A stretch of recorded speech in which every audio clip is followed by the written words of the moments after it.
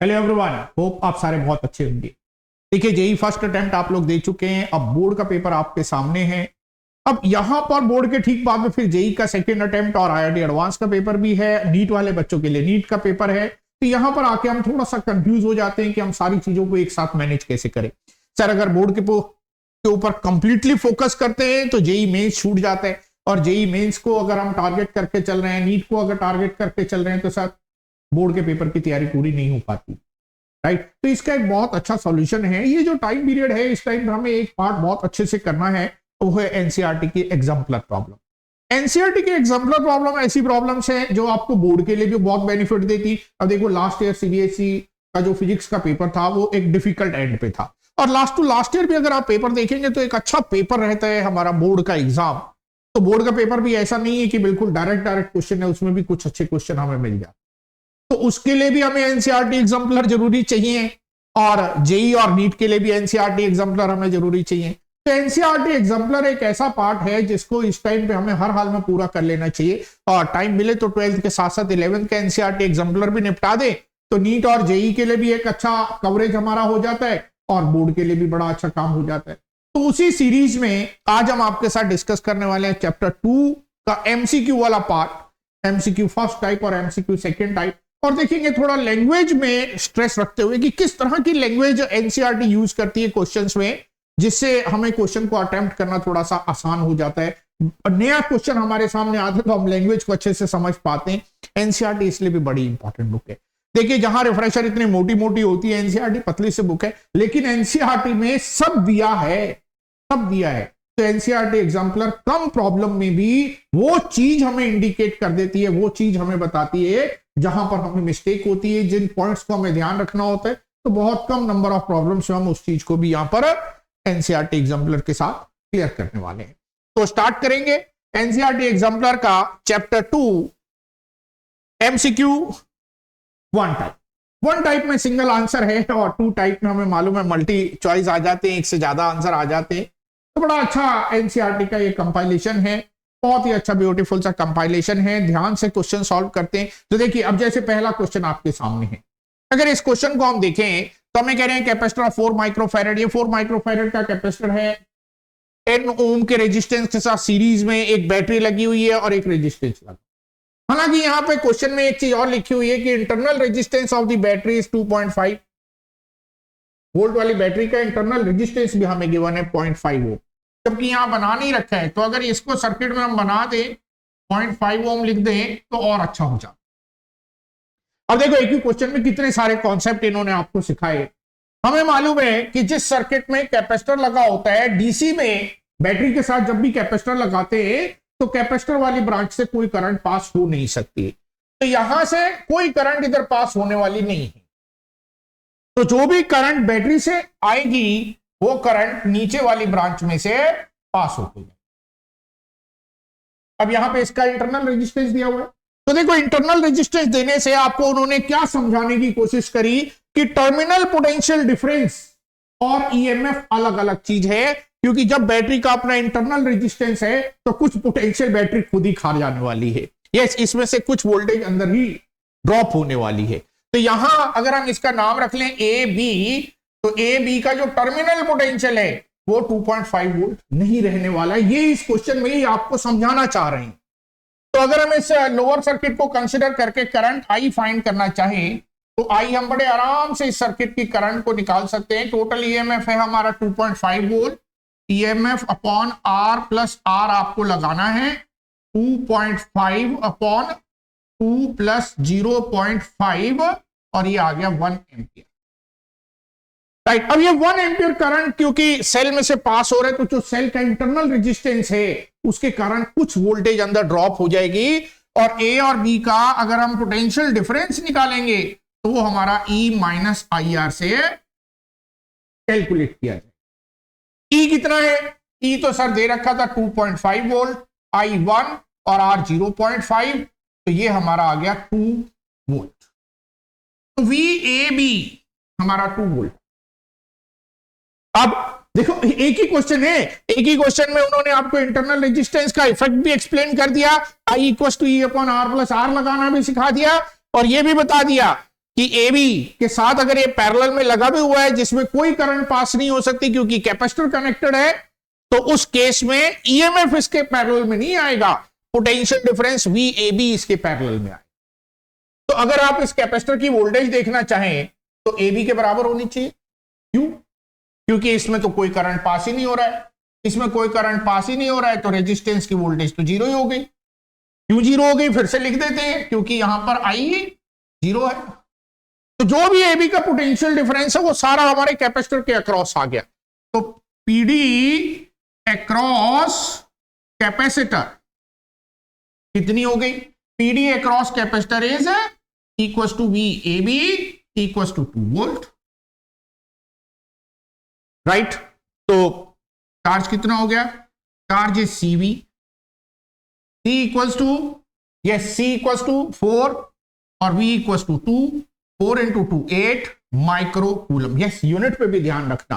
तो 8 micro coulomb is correct answer. तो आप समझ रहे हैं, देखो एक क्वेश्चन यहां पे हम खाली क्वेश्चन सॉल्व करने के मूड में नहीं है, सॉल्यूशन तो हजारों जगह पे आपको मिल जाता है, बहुत जगह पे मिल जाता है, और अगर कहीं एक मिस्टेक है तो सब में मिस्टेक भी मिलती है, राइट। ऐसा लगता है जैसे सबने एक ही सॉल्यूशन देख के कर दिया हो। यस, आप देखना कहीं पे मिस्टेक है तो सब में फिर वही मिस्टेक सब में मिलती है। तो यहां हमारा क्वेश्चन को सॉल्व करने का पर्पज है कि आप अच्छे से सीखें कि कौन सी चीज कैसे लगानी है। यार कम क्वेश्चन करके ज्यादा कॉन्सेप्ट सीखेंगे तभी एग्जाम्पलर प्रॉब्लम का एडवांटेज होगा। बढ़ते हैं आगे, देखते हैं सेकेंड। एक थ्योरेटिकल क्वेश्चन दिखाई दे रहा है। A positively charge particle is release from rest in uniform electric field, the electric potential energy of the charge. देखो इसको समझाने के साथ साथ हम आपको एक चीज बताएं, ये हमारी यूनिफॉर्म इलेक्ट्रिक फील्ड है, इसमें कोई चार्ज पार्टिकल अगर हम रख देते हैं, ये रख दिया प्लस Q, तो क्या होता है? प्लस Q है तो इलेक्ट्रिक फील्ड की डायरेक्शन में फोर्स एक्सपीरियंस करता है, ये फोर्स एक्सपीरियंस करता है QE, जिसके कारण ये मूव करने लगता है। अगर ये A से स्टार्ट करके B तक आ जाता है तो B तक आने में ये वेलोसिटी गेन कर लेता है।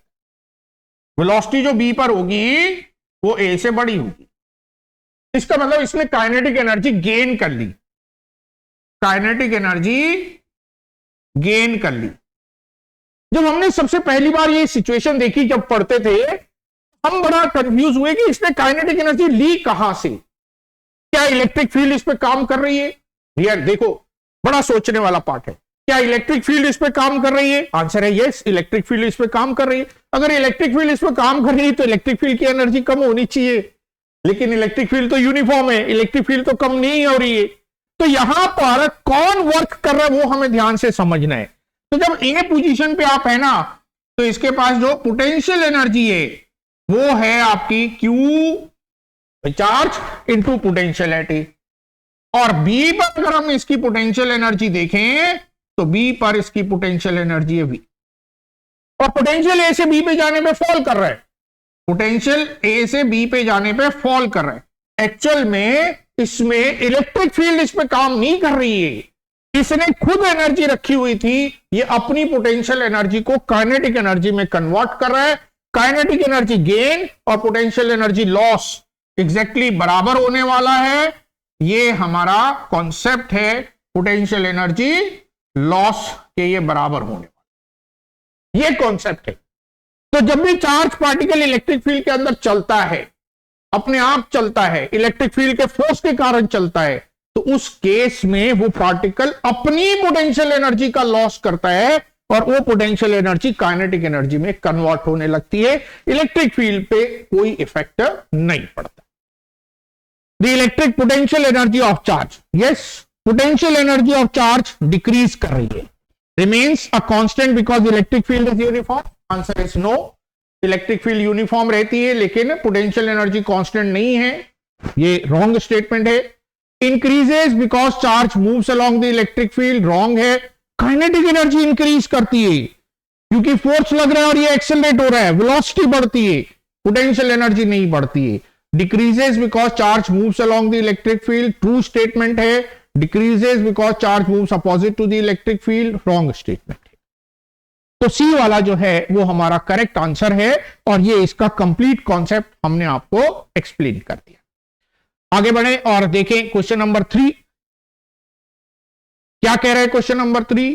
फिगर 2.2 तीन फिगर दिए 1, 2 और 3, कुछ इक्विपोटेंशियल सरफेस दी हुई है, राइट? 0, 20, 30, 40, 50, नॉट 0, 10, 20, 30, 40, 50, इसमें इक्वली स्पेस दिखाई दे रही है, इक्वली स्पेस्ड है, मींस यूनिफॉर्म इलेक्ट्रिक फील्ड को ये बता रही है। इसमें इक्वली स्पेस्ड नहीं दिखा रहे हैं, यहां पास दिखा रहे हैं तो फील्ड स्ट्रांग होनी चाहिए, यहां फील्ड वीक होनी चाहिए, और इसमें भी ऐसे ही है, नॉन यूनिफॉर्म फील्ड दिखाई देगी। पूछा क्या गया है? A charge object is move from point A to B, work done.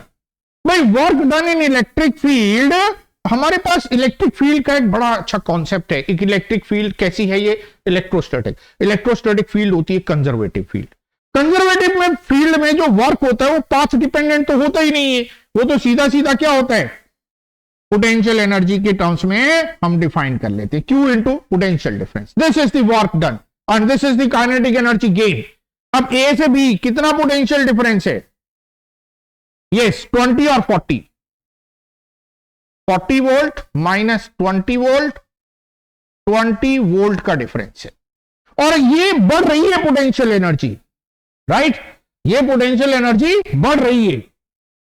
A to B यहां देखें 30 to 40, 20 volt, again 40 minus 20, 20, A is 20, B is 40, यहां भी 20। अब ये पोटेंशियल डिफरेंस तो सब में सेम है, तो वर्क डन तो सब में सेम होने वाला है।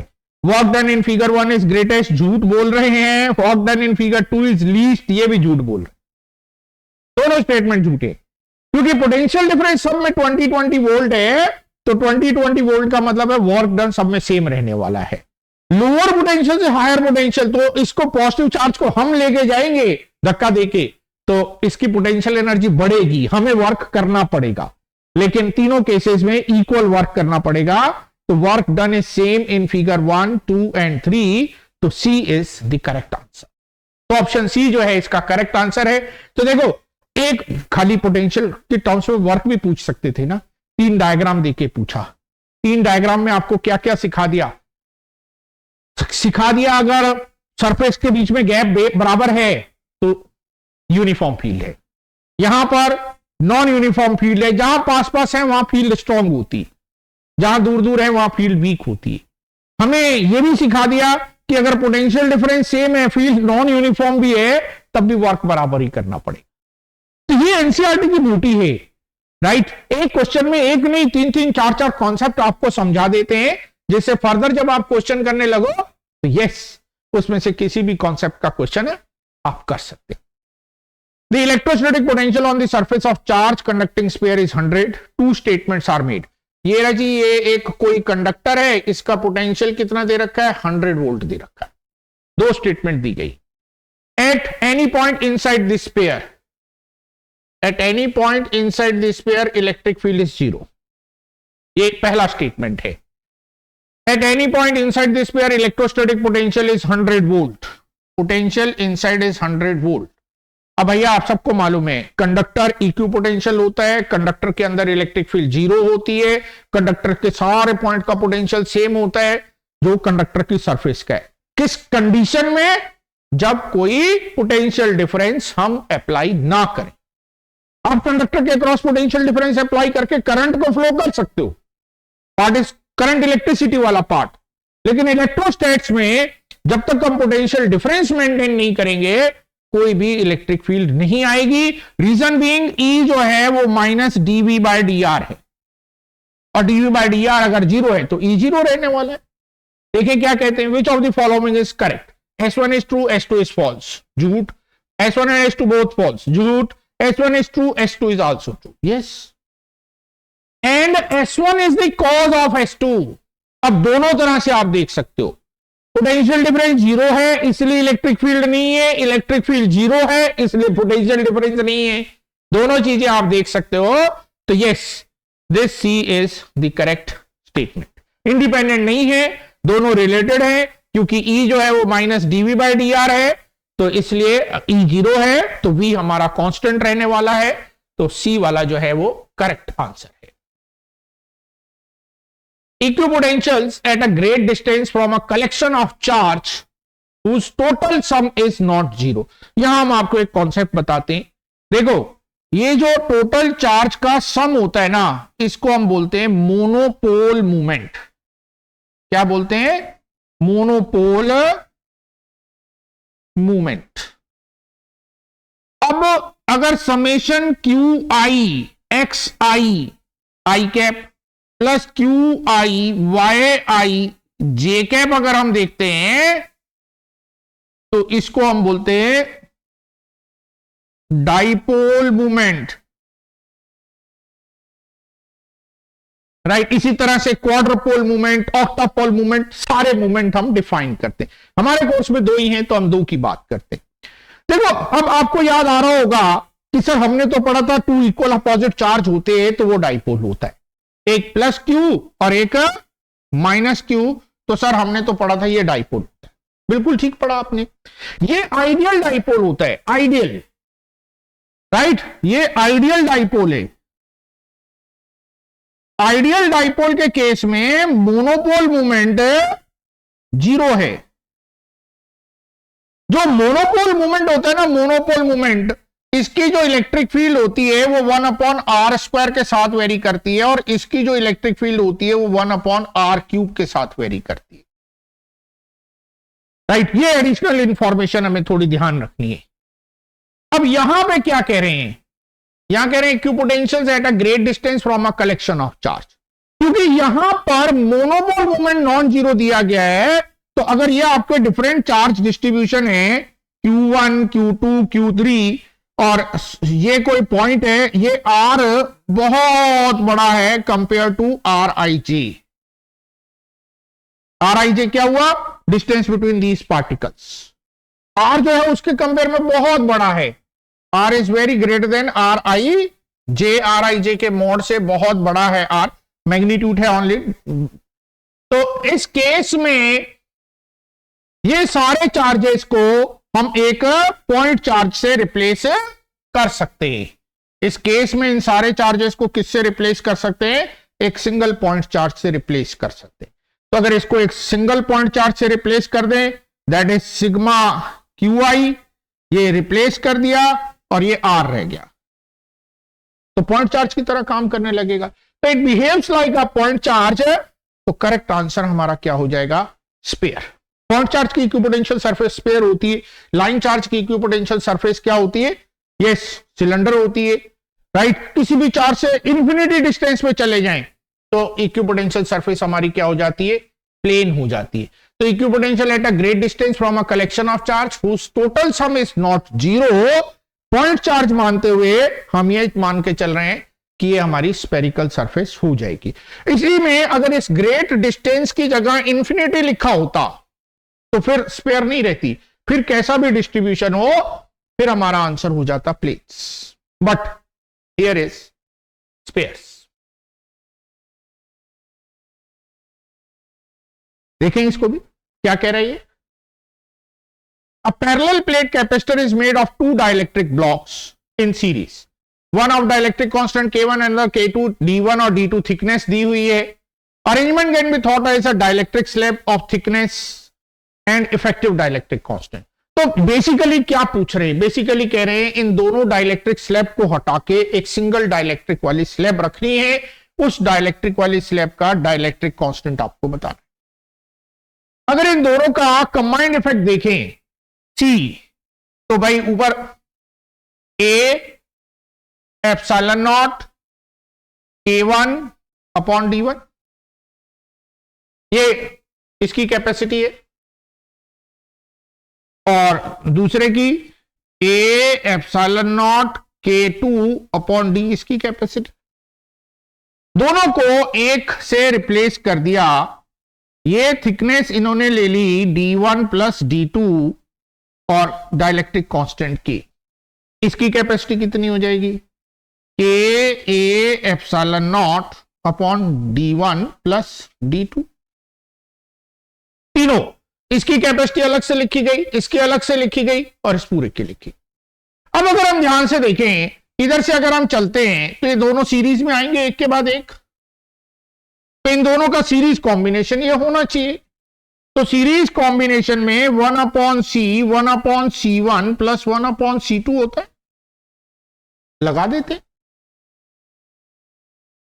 के A epsilon not d1 plus d2, d1 हमारा हो गया A epsilon not k1 d1, d2 A epsilon not k2।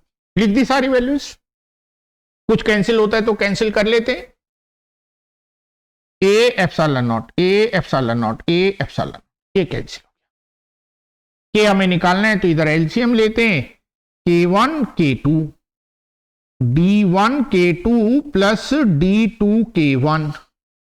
अब तो ओनली रीअरेंज करना है आपको और के आपको मिलने वाला है, रेसिप्रोकल कर लेते और k1 k2 के साथ ये d1 प्लस d2 पहुंच गया, k1 d2 plus k2 d1, ये हो गया जी। राइट, जहां एक के बाद एक लगा होता है ना, वो सीरीज कॉम्बिनेशन का काम करता है। तो हमने पहले इसको अलग कैपेसिटर देखा, इसको अलग, और दोनों का सीरीज कॉम्बिनेशन मिला के एक सिंगल कैपेसिटर लेके उसकी कैपेसिटी से इक्वेट कर दिया। k1 k2 d1 plus d2, k1 d2 and k2 d1, तो it should be k1 d2 और k2 d1, पर मिस प्रिंटिंग हो गई क्वेश्चन में, तो it is k1 d2 and k2 d1, not k1 d1 k2 d2। Right, तो ये हो गया हमारा यस क्वेश्चन नंबर 6। बढ़े आगे, देखिए नेक्स्ट।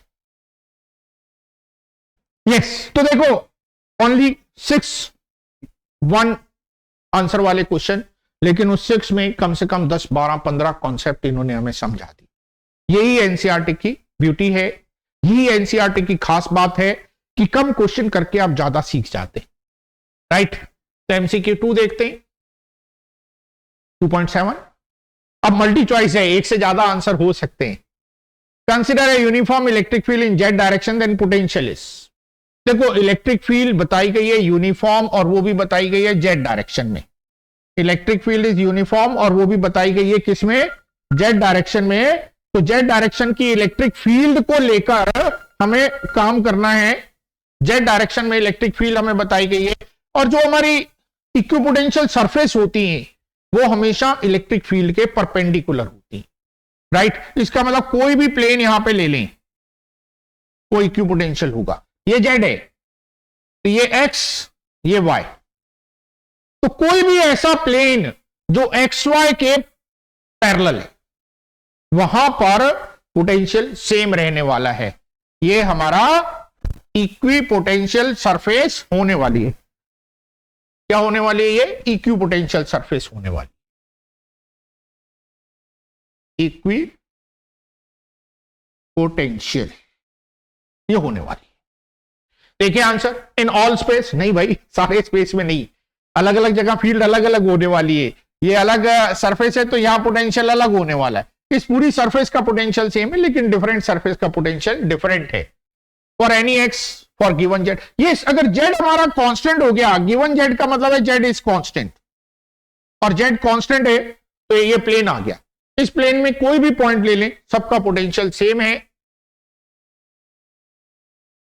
राइट, जब जेड को हमने फिक्स कर दिया तो एक्स बदल के भी पॉइंट बदलेगा, वाई बदल के भी पॉइंट बदलेगा, लेकिन ये पॉइंट एक ही प्लेन में रहेंगे। तो on the x y plane for a given z potential is constant, तो वाई कांस्टेंट, एक्स कांस्टेंट, दोनों में से एक वेरिएबल, दोनों वेरिएबल, कोई जेड अगर कांस्टेंट हो गया तो फिर पोटेंशियल हमारा चेंज नहीं। राइट, हम इसमें कह सकते हैं इलेक्ट्रिक फील्ड किस डायरेक्शन में है, z minus del V upon del z, ऐसा लिख सकते हैं।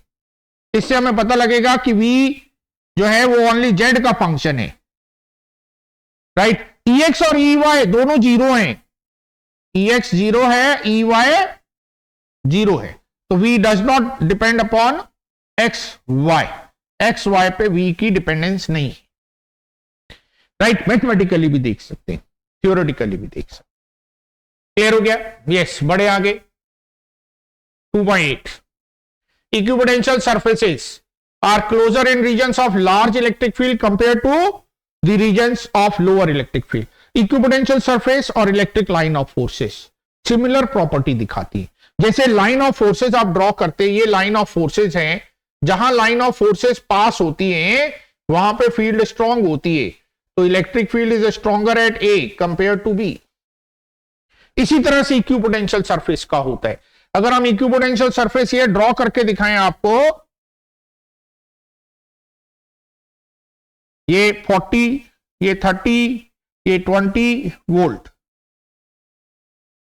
तो यहां अगर कोई पॉइंट लेते हैं ए और एक पॉइंट यहां लेते हैं बी, तो ए पर इलेक्ट्रिक फील्ड स्ट्रांग होगी बी से. तो जहां इक्विपोटेंशियल सरफेस पास पास होती है वहां फील्ड स्ट्रांग होती है. तो are closer in the region of large electric field compare to the region of lower electric field. True है. Will be more crowded near sharp edges of conductor.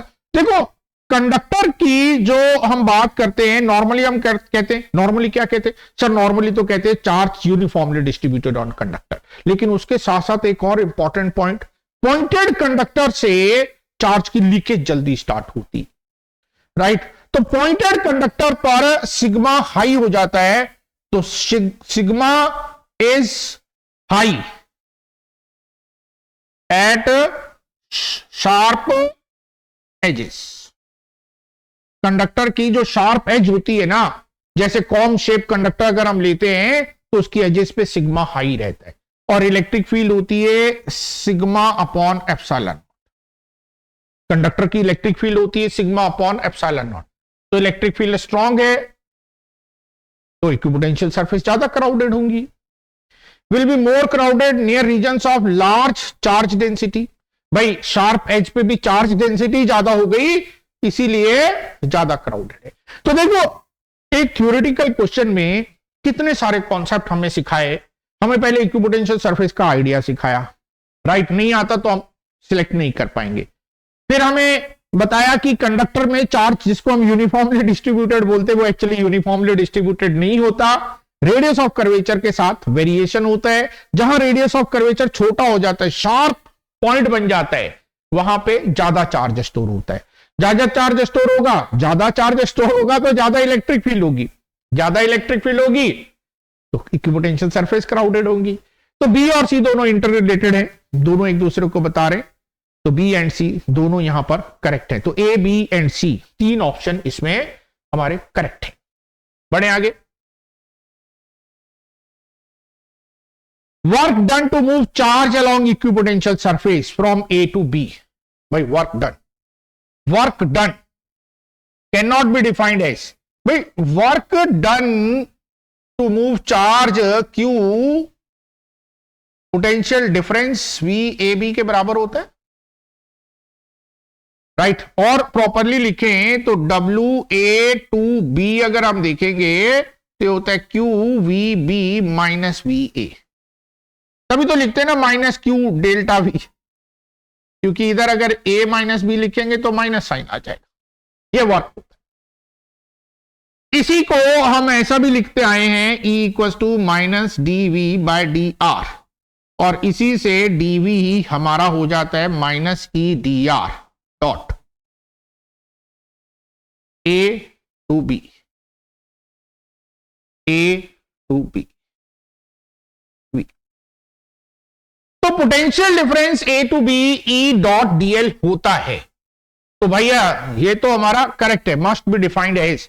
लेकिन देखो थोड़ा सा ध्यान देना, work done to move a charge लिखा है, unit charge नहीं लिखा है, राइट? और यहां पे मस्ट बी डिफाइंड एज लिखा है, इक्वल टू नहीं लिखा है. इक्वल टू लिखा होता तो हम इसे सिलेक्ट नहीं करते, छोड़ देते इसे, क्योंकि चार्ज को डिस्प्लेस करने में जो वर्क होगा वो इस टर्म्स में डिफाइन जरूर होगा, इसके बराबर नहीं होगा. क्यू से मल्टीप्लाई भी करना पड़ेगा भाई, ये तो केवल पोटेंशियल डिफरेंस आएगा, राइट? तो दोनों जगह बड़ा अच्छी बात करी. यहां मस्ट बी डिफाइंड एज कर दिया, जिससे आप थोड़ा सा ध्यान रखें, defined as is not same as equal to, और यहां चार्ज की वैल्यू नहीं दी हुई है. लेकिन ये ऑप्शन हमारा यहां करेक्ट हो गया, क्योंकि डिफाइन हो रहा है इस टर्म्स में, तो इस टर्म्स में हमारा वर्क डिफाइन होता है।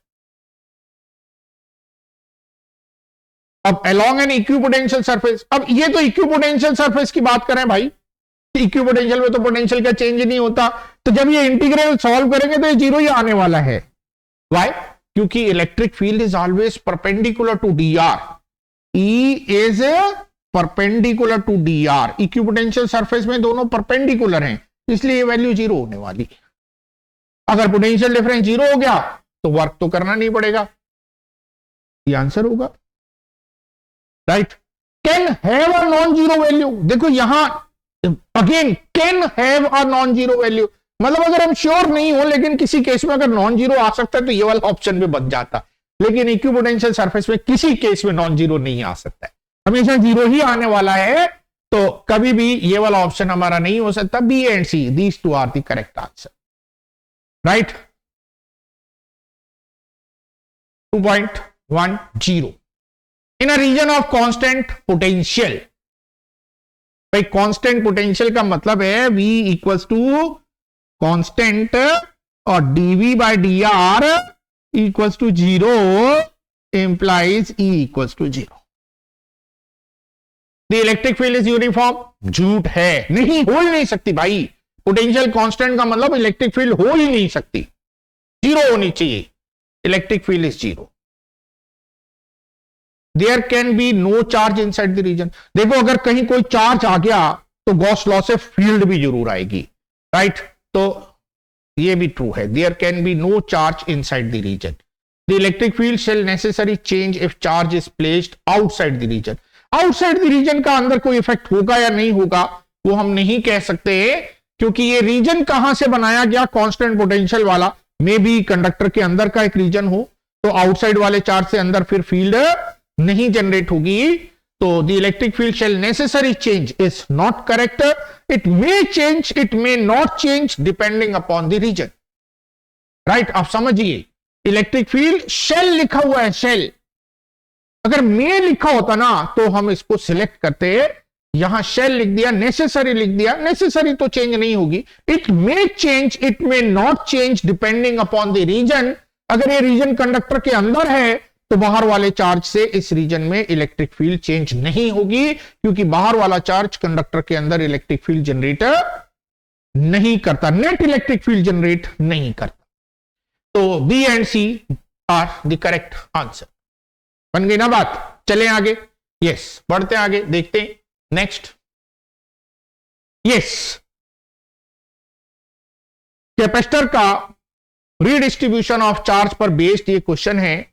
इन the circuit shown in figure initially K1 is closed and kept K2 is open, देखो ये तो ओपन रखी हुई है, ओपन रखी है तो इस ब्रांच में तो कोई चार्ज जाना ही नहीं, यहां से चार्ज इस पर आएगा और ये चार्ज होना शुरू हो जाएगा, कितना चार्ज इस पर आ जाएगा, C1E के बराबर चार्ज इस पर आ जाएगा, कितना चार्ज आ जाएगा इस पर, C1E के बराबर चार्ज इस पर आ जाएगा, आगे। Then K1 is open and K2 is closed, order is important, yes order is important, अगर K1 K2 से, भाई K1 को ओपन करने से पहले K2 क्लोज कर दी तो ये सीधा इससे जुड़ जाएगा, तो सारा कुछ चेंज हो जाएगा, तो पहले K1 को ओपन कर लिया, अब ये कैपेसिटर इस सर्किट से डिस्कनेक्ट हो गया, मतलब बैटरी से डिस्कनेक्ट हो गया, बैटरी रिमूव हो गई, बैटरी रिमूव हो गई तो कंजर्वेशन ऑफ चार्ज हमारा अप्लाई होगा, जो भी चार्ज इस पे आ चुका है Q वो रीडिस्ट्रीब्यूट होने लगेगा, ये चार्ज इस पे रीडिस्ट्रीब्यूट होगा, कुछ इससे इस पे चला जाएगा, कुछ इसके पास, और चार्ज आएगा तो दोनों का पोटेंशियल भी आएगा। अब यहां पे कह रहे हैं take Q1 dash Q2 dash as charges on C1 and C2 and V1 and V2 as voltage respectively. देखो इतना शॉर्ट कर दिया कि आपको समझना है कि ये जो Q1 डैश Q2 डैश की बात हो रही है, ये जो V1 और V2 की बात हो रही है, ये रीडिस्ट्रीब्यूशन के बाद हो रही है कि पहले हो रही है।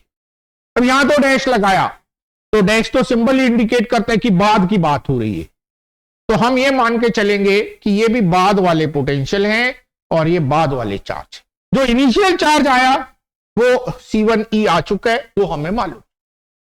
बैटरी डिस्कनेक्ट हो चुकी है तो चार्ज कंजर्वेशन वैलिड रहना चाहिए। As battery is disconnected, Q must be Q1 dash plus Q2 dash, ये तो होना ही चाहिए। तो एक ऑप्शन तो हमें साफ दिखाई दे रहा है, डी वाला तो करेक्ट होना ही चाहिए। अब आगे बढ़े, charge on C1 get redistributed such that, भाई जब इसमें चार्ज रीडिस्ट्रीब्यूशन हो रहा है तो ये दोनों तो पैरेलल में आ जाएंगे।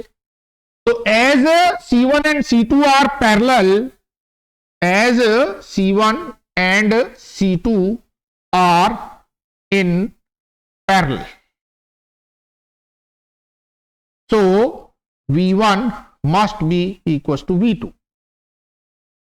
ये भी करेक्ट है। Charge on C1 gets redistributed such that Q1 dash equals to Q2 dash, भाई झूठ बोल रहे हैं, ये नहीं है करेक्ट, ये तो गलत है।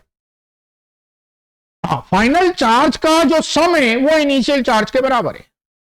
फाइनल चार्ज होगा कितना, अगर हम इस V1 V2 को फाइनल पोटेंशियल मान रहे हैं तो ये तो कॉमन पोटेंशियल के बराबर हो गया, यही हमारा कॉमन पोटेंशियल हो गया। और अगर ये हमारा कॉमन पोटेंशियल हो गया तो Q1 डैश तो हम लिख सकते हैं C1 V, V1 भी लिख सकते हैं, Q2 डैश भी हम लिख सकते हैं C2 V2। हालांकि ये V है, दोनों बराबर हैं, और ये वैल्यू यहां रखें तो C1 V1 plus C2 V2।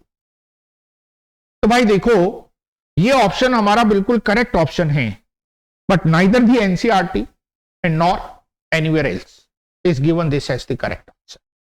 लेकिन ये हमारा करेक्ट आंसर है। जो फाइनल चार्ज है इस पे Q इक्वल्स टू CV के अकॉर्डिंग वो C1 V1 है, इसमें जो फाइनल चार्ज है वो C2 V2 है, और फाइनल चार्ज का जो सम है वो इनिशियल के बराबर रहना है, और इनिशियल केवल C1 पे था, C1 E के बराबर, राइट, C1 E के बराबर।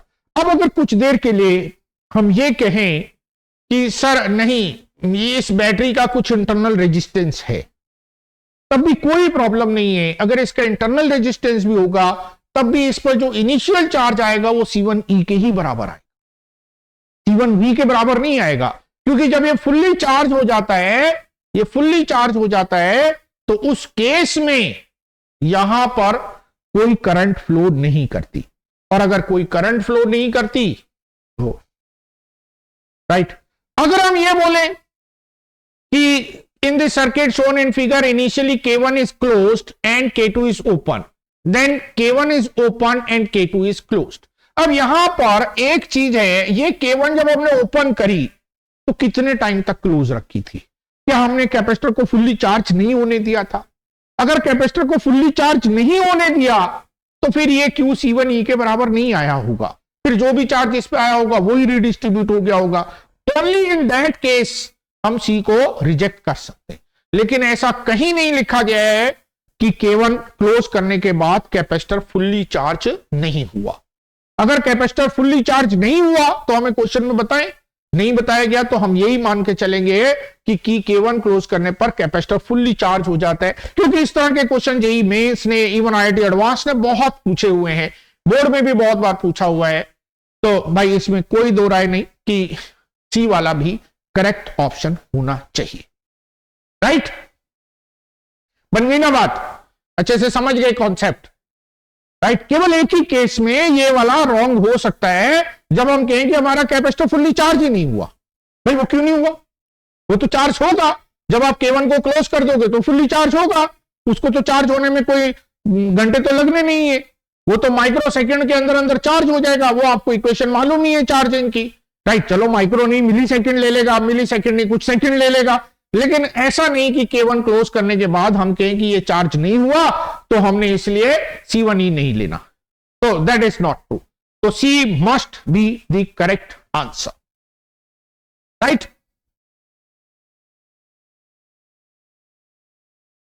देखिए एक और बड़ा अच्छा सा क्वेश्चन है, लैंग्वेज बेस्ड क्वेश्चन है। If a conductor has potential V non zero and there are no charges anywhere else outside. देखो किसी भी सरफेस पर, किसी भी कंडक्टर पर दो चार्ज या पोटेंशियल जो होगा, जैसे कोई कंडक्टर है, इस पे पोटेंशियल कहां कहां से आ सकता है? या तो इसके ऊपर चार्ज हो, इसके अंदर चार्ज हो, या इसके आसपास कोई चार्ज हो। हाँ, इसके आसपास के चार्ज से भी पोटेंशियल आ जाता है, राइट। जैसे इस कंडक्टर को आपने इसके अंदर इनक्लोज कर दिया, इसको चार्ज दे दिया, तो भी इसमें पोटेंशियल आ जाता है। लेकिन यहां तो कंडीशन लगा दी, no charge anywhere else outside, तो मतलब भाई ये वाला चार्ज तो है ही नहीं, कर लो जो करना है। अब अगर ये वाला चार्ज नहीं है और फिर भी इसके पास पोटेंशियल है, इसका पोटेंशियल जो है वो नॉन जीरो है, तो कहीं तो चार्ज होगा। तो there must be charge on the surface और इनसाइड इटसेल्फ, तो बिल्कुल होना चाहिए, there must be charge somewhere, तो चार्ज होगा तभी पोटेंशियल आएगा ना, नहीं तो पोटेंशियल जीरो रहेगा। अब आउटसाइड कहीं है नहीं, यहां आसपास कहीं चार्ज है नहीं, तो या तो इसके ऊपर या इसके अंदर कहीं तो चार्ज होगा। मान लिया गया कि there must be charges on the surface और इनसाइड। लेकिन इनसाइड की जब हम बात करते हैं, सर कंडक्टर के अंदर तो चार्ज रहता ही नहीं। यस, आप बिल्कुल ठीक कह रहे हैं, लेकिन इन्होंने ये नहीं बोला कि इस कंडक्टर के अंदर कैविटी नहीं है और इस कैविटी के अंदर चार्ज नहीं है, ऐसा तो नहीं बोला भाई। इस कंडक्टर का भी पोटेंशियल सेम रहेगा, सब जगह नॉन जीरो रहेगा, और इस कंडक्टर के अंदर तो चार्ज है, तो इसलिए there must be charge on the surface और इनसाइड इटसेल्फ का कहने का मतलब कि या कोई कैविटी है, कैविटी के अंदर चार्ज है। हम मानते हैं कंडक्टर के अंदर कोई चार्ज नहीं है, कैविटी के अंदर तो हो सकता है ना, तो इसलिए यह स्टेटमेंट हमारा ट्रू है। There can not be any charge in the body of the conductor. Yes, in the body of the conductor, cavity में तो हो सकता है, बॉडी में चार्ज नहीं हो सकता है। बड़ा अच्छा लैंग्वेज का खेल बना रखा है इस क्वेश्चन में, तो B is also true. There must be charges only on the surface. Only तो भाई है नहीं, अंदर आ चुका है, राइट। ओनली नहीं है, अंदर आ चुका है, तो ये फॉल्स है, ये नहीं ट्रू हो सकता। There must be charges inside the surface, must तो यहां भी नहीं है, मे भी लिखते हैं, मे भी लिखते हैं, तो हम इनको कंसीडर कर लेते। मस्ट भी लिख दिया तो इनको नहीं कंसीडर करेंगे, ओनली ए एंड बी दो ऑप्शन हमारे करेक्ट रहेंगे, राइट। चलें आगे। यस, क्या कह रहे हैं? A parallel plate capacitor is connected to a battery as shown. Consider two situations. Key K1 is closed and plates of capacitor are moved apart using insulating handle. K1 is open and plates of अच्छा ठीक है, समझ गए हम क्या कह रहे हैं। ये कह रहे हैं कि K को क्लोज कर दो, कर दिया। अब जब K को क्लोज कर देंगे तो यहां पोटेंशियल डिफरेंस आएगा, पोटेंशियल डिफरेंस आएगा तो चार्ज आना शुरू हो जाएगा। किसी इंस्टेंट पर इस पे अगर कोई चार्ज हमसे पूछेगा तो हम बता देंगे C इंटू ई के बराबर, कोई दिक्कत नहीं।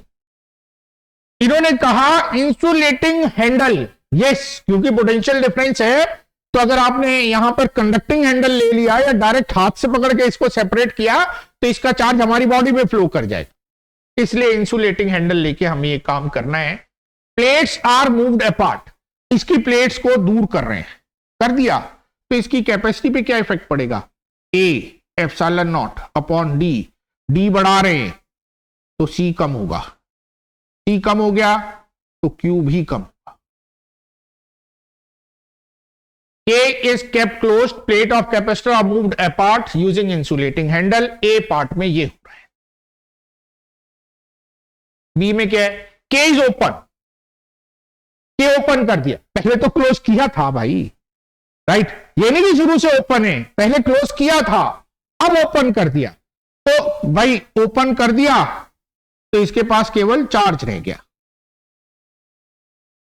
अब आप जो मर्जी करो, ये चार्ज चेंज होने वाला नहीं।